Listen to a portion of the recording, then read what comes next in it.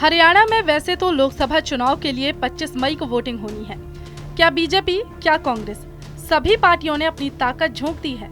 लेकिन हरियाणा में फोकस लोकसभा चुनाव पर कम, करनाल के उपचुनाव पर ज्यादा हो रहा है। जहां एक और बीजेपी के लिए करनाल का उपचुनाव सीएम सैनी की कुर्सी और साख का सवाल है, वहीं बाकी पार्टियों के लिए फिर से प्रदेश में सत्ता वापसी का रास्ता। करनाल में होने वाले विधानसभा उपचुनाव पर सभी दलों की निगाह है। करनाल लोकसभा सीट से चुनाव लड़ रहे पूर्व मुख्यमंत्री मनोहर लाल ने मौजूदा मुख्यमंत्री नायब सिंह सैनी के लिए करनाल विधानसभा सीट खाली की है। नायब सिंह सैनी पर अपने राजनीतिक गुरु मनोहर लाल की सीट पर जीत का सिलसिला बरकरार रखने की जबरदस्त चुनौती और भारी दबाव है।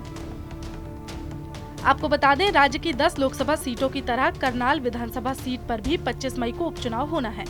मुख्यमंत्री नायब सिंह सैनी जहां हरियाणा और राजस्थान में लगातार भाजपा की रैलियां कर रही हैं, वहीं अपने विधानसभा क्षेत्र करनाल में भी उन्होंने व्यापक प्रचार अभियान छेड़ा हुआ है।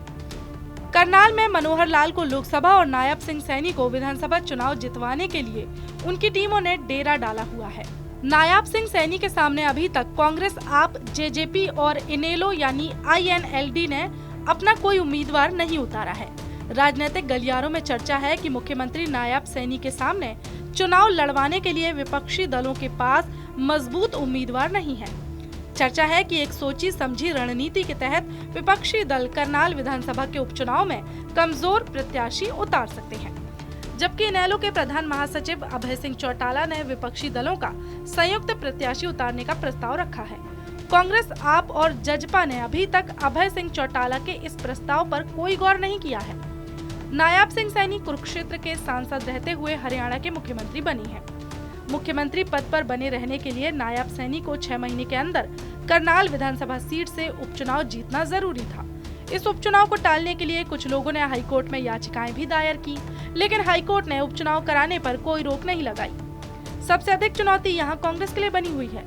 पूर्व मुख्यमंत्री मनोहर लाल को साल 2019 के विधानसभा चुनाव में चुनौती देने वाले कांग्रेस नेता सरदार त्रिलोचन सिंह के नाम पर कांग्रेस इस बार असमंजस में है। हालांकि त्रिलोचन सिंह को नायब सैनी के सामने मजबूत प्रत्याशी माना जा रहा है। पिछले दिनों भाजपा छोड़कर किसी नए दल की तलाश कर रहे मनोज वधवा की इच्छा कांग्रेस के टिकट पर चुनाव लड़ने की है, लेकिन उनकी राजनीतिक निष्ठा पर संदेह किया जा रहा है। मनोज वधवा पहले इनेलो में थे और फिर कांग्रेस में। कुछ दिन रहने के बाद भाजपा में शामिल हुए और अब उन्होंने भाजपा भी छोड़ दी है। कांग्रेस में हुड्डा गुट मनोज वधवा के हक में नहीं है, जबकि शैलजा, रणदीप, किरण गुट मनोज वधवा को कांग्रेस के टिकट पर चुनाव लड़वाने के पक्ष में है। हुड्डा खेमे से त्रिलोचन सिंह के साथ साथ करनाल की पूर्व विधायक सुमिता सिंह का नाम भी सामने आ रहा है। लेकिन हुड्डा गुट यहाँ इंद्री के पूर्व विधायक एवं पूर्व मंत्री भीमसेन मेहता को चुनावी रण में उतारने का लगभग मन बना चुका है। इनेलो अपनी पार्टी के वरिष्ठ नेता ब्रिज शर्मा का नाम आगे कर चल रहा है। अब उपचुनाव में नायब सैनी के लिए मुश्किल हो सकती है। ऐसे में माना जा रहा है कि नायब सिंह सैनी को उपचुनाव में पंजाबियों और बाकी वर्गों के वोट लेने के लिए मनोहर लाल के सहयोग की जरूरत पड़ेगी। मनोहर लाल खुद पहली बार लोकसभा चुनाव में उतरे हैं, इसलिए उन्हें संसदीय हलके में शामिल करनाल और पानीपत जिलों पर मेहनत करनी पड़ेगी। इसके अलावा पार्टी उनसे प्रदेश की बाकी लोकसभा सीटों पर भी प्रचार करवाएगी।